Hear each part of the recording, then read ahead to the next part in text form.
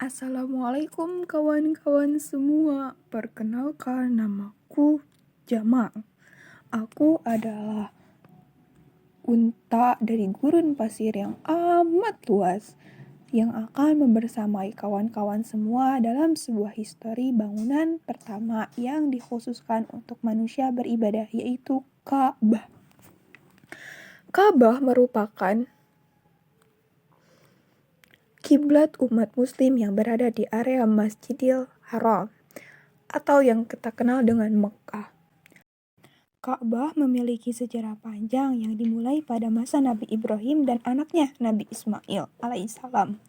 Sejarah pembangunan Ka'bah kemudian berlanjut pada masa Nabi Muhammad SAW.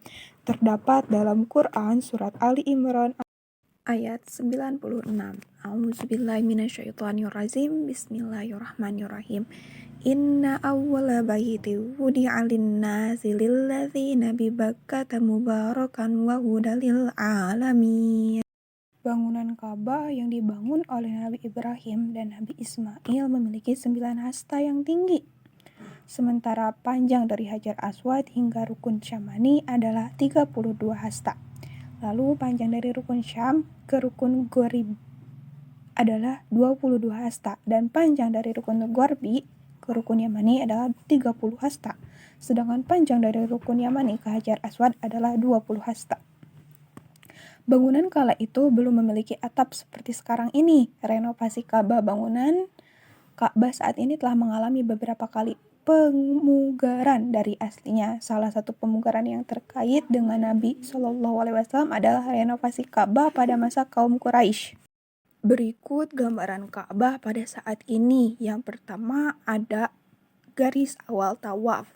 Ketika kita masuk Masjidil Haram, kita akan berpatokan kepada Ka'bah. Dan untuk memulai tawaf, kita awali dengan titik Hajar Aswad yang ditandai dengan garis hijau. Ketika kita sampai di garis hijau, kita melafazkan bismillah untuk memulai tawaf. Kemudian di sebelah Hajar Aswad terdapat multazam yang kita sebut dengan diistijabahnya doa, yang kita kenal dengan tempat yang diistijabahnya doa. Kemudian di atas multazam terdapat pintu Ka'bah. Nah, di Ka'bah ini terdapat 4 rukun. Di setiap sudutnya dinamakan rukun-rukun tertentu. Yang mana sudut pertama di dekat pintu Ka'bah disebut dengan rukun Hajar Aswad. Kenapa begitu? Karena terdapat Hajar Aswad yang menandai rukun tersebut. Kemudian rukun sebelahnya di sebelah kiri disebut dengan rukun Iraqi karena sudut ini menghadap kepada negara Irak.